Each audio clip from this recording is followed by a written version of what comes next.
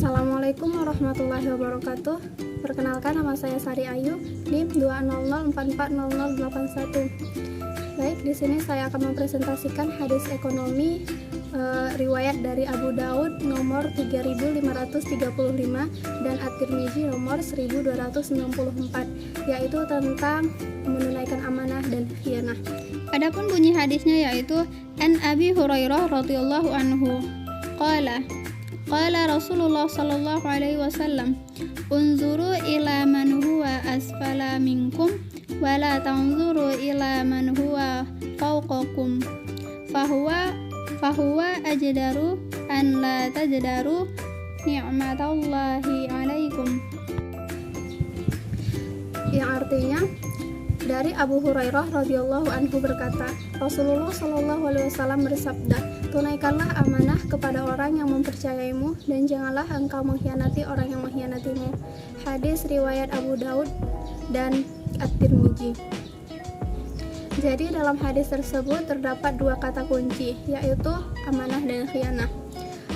Adapun pengertian amanah yaitu menurut Ibnu Katsir rahimakumullah berkata, menunaikan amanah yang dimaksud adalah mencakup segala yang diwajibkan kepada seorang hamba, baik hak Allah dan hak sesama manusia.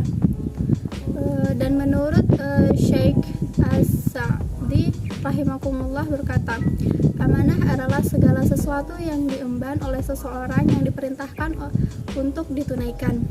Para fuqaha menyebutkan bahwa orang yang dibebankan amanah hendaklah ia benar-benar menjaganya. Mereka berkata bahwa seorang tidak disebut menunaikan amanah melainkan dengan menjaganya, dan hukumnya adalah wajib. Tafsir Al-Karim. Dan menurut Quraisy Shihab, amanah adalah kepercayaan yang diberikan seorang untuk dipelihara dan dijalankan sebaik mungkin. Jadi amanah itu adalah sesuatu yang dititipkan orang atau dipercayakan kepada orang lain. Macam-macam amanah. Amanah dibagi menjadi 3, yaitu yang pertama, amanah terhadap Allah Subhanahu wa Ta'ala. Yang kedua, amanah terhadap sesama manusia. Yang ketiga, amanah terhadap diri sendiri. Baik, yang pertama, amanah terhadap Allah Subhanahu wa Ta'ala. Pada dasarnya, manusia diberikan kepercayaan agar beriman kepada Allah Subhanahu wa Ta'ala. Amanah ini adalah bentuk ketaatan atas segala perintah Allah dan menjauhi segala larangannya. Misalnya, mengerjakan sholat, puasa, zakat, dan lain sebagainya. Terus meninggalkan larangannya, misalnya mencuri, minum minuman keras, judi, dan lain-lainnya. Yang kedua, amanah terhadap sesama manusia. Amanah ini meliputi hak-hak antara manusia. Pada hakikatnya, setiap manusia merupakan makhluk yang saling membutuhkan.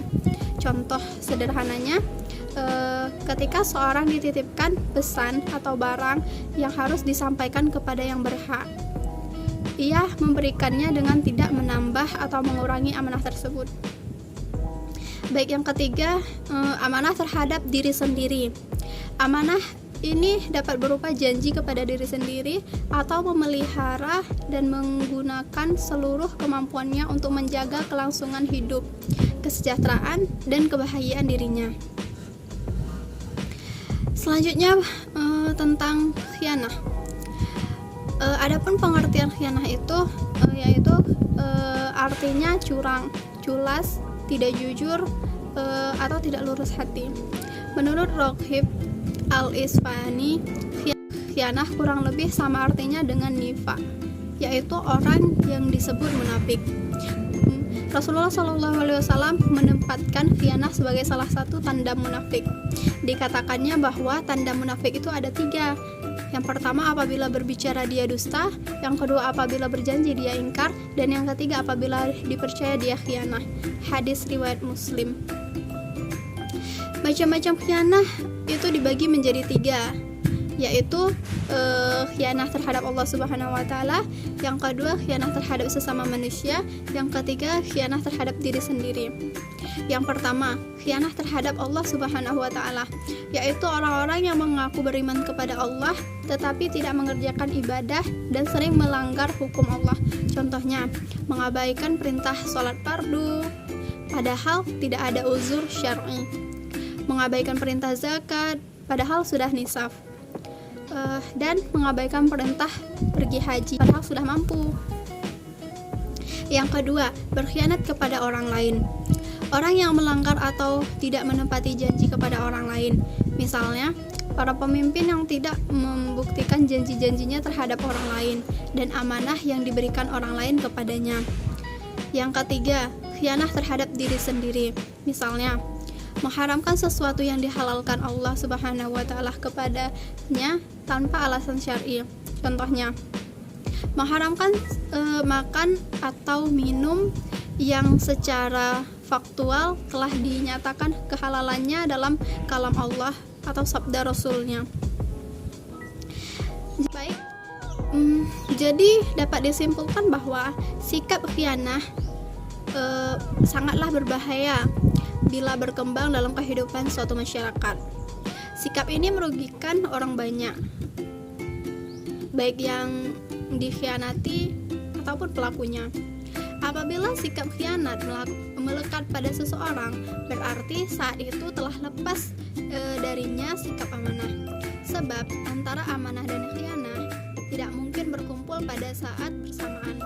Nabi SAW bersabda, tidak mungkin berkumpul iman dan kafir dalam hati seseorang, dan tidak mungkin pula berkumpul sifat jujur dan dusta padanya sekaligus, sebagaimana tidak mungkin berkumpulnya sifat khianah dan amanah padanya secara bersamaan. Hadis riwayat Ahmad. Nah, sikap amanah harus dimiliki setiap individu, terutama para pemimpin. Dengan sikap amanah diharapkan tugas-tugas yang diberikan kepada mereka dapat diselesaikan dengan baik dan membawa kejayaan bangsa. Sebaliknya, apabila sikap khianah menjadi budaya, maka bangsa ini akan semakin terpuruk. Pendapat Firdaus Imam. Jazakumullah khair.